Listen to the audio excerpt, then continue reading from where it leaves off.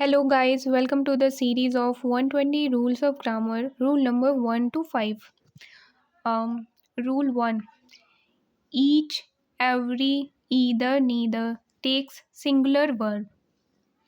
Example: each of them was waiting outside, either of them was waiting outside, neither of them was waiting outside, every one of them was waiting outside. Each, every, either, neither हमेशा singular verb ही लेता है, plural नहीं. Rule 2: both and not अगर किसी sentence में है तो वो गलत है. बोथ एंड नॉट कभी एक साथ नहीं आता, उसके जगह नीदर नॉर यूज़ करते हैं. Example: neither me nor my brother is going to party.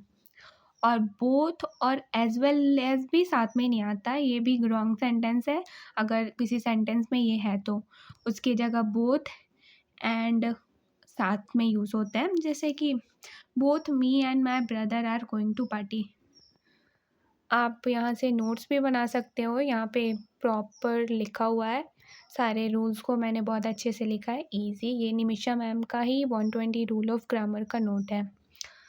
Rule number 3: who और जो हुम है उसको हम लिविंग थिंग और डोमेस्टिक एनिमल्स के साथ यूज़ करते हैं.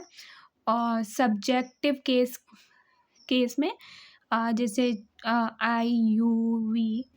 और जो ये हुम है उसको ऑब्जेक्टिव केस में, जैसे हर, हिम, दैम. और विच है जो उसको नॉन डोमेस्टिक एनिमल्स के साथ और नॉन लिविंग थिंग के साथ.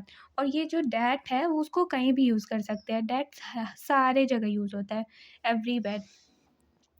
और रूल नंबर 3: कंडीशनल सेंटेंसेस, जहाँ जो सेंटेंस इफ़ से स्टार्ट होता है, जैसे इफ़ आई वर्क हार्ड, वो सेंटेंस को ही हम कंडीशनल सेंटेंस बोलते हैं. और कंडीशनल सेंटेंस में जो 3 रूल होते हैं, पहला है सिंपल प्रेजेंट, जैसे विल, शैल, मे, कैन. उसके साथ वर्ब का फर्स्ट फॉर्म यूज़ होता है. सिंपल प्रेजेंट रहेगा तो will, shall, may, can verb का फर्स्ट फॉर्म. और सिंपल पास्ट रहेगा तो could, would, should, might plus verb 1 simple past. और पास्ट परफेक्ट में could, would, should, might plus have plus verb 3. Example: if I work hard I will clear the exam. If I worked hard I would clear the exam. If I had worked hard I would have cleared the exam. ये जो conditional sentence है ये सिर्फ तीन ही इसमें आते हैं, sentence में, टेंस में आते हैं, जैसे सिंपल प्रेजेंट, सिंपल पास्ट और सिंपल पास्ट परफेक्ट. इसके अलावा कोई नहीं. और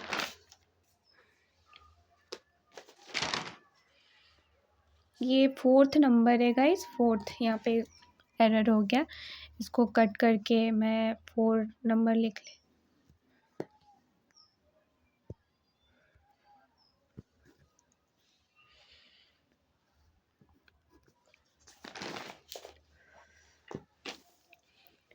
rule number 5: one of the plus plural of subject, noun, pronoun, noun. और उसके साथ अगर कोई रिलेटिव प्रोनाउन है, जैसे कि हु, विच, दैट, तो प्लूरल वर्ब भी यूज़ करेंगे. और वन ऑफ द है, वहाँ पे प्लूरल सब्जेक्ट है, तो वहाँ पे अगर रिलेटिव प्रोनाउन नहीं है, हु, विच, दैट में से कुछ नहीं है, तो वहाँ पे सिंगुलर वर्ब का इस्तेमाल करेंगे. आप यहाँ से लिख के नोट बना सकते हो. यहाँ पे आपका क्विक रिवीजन हो जाएगा. आप अगर वीडियोज़ उनके फॉलो करते हो तो यहाँ से अच्छे से नोट बना सकते हो.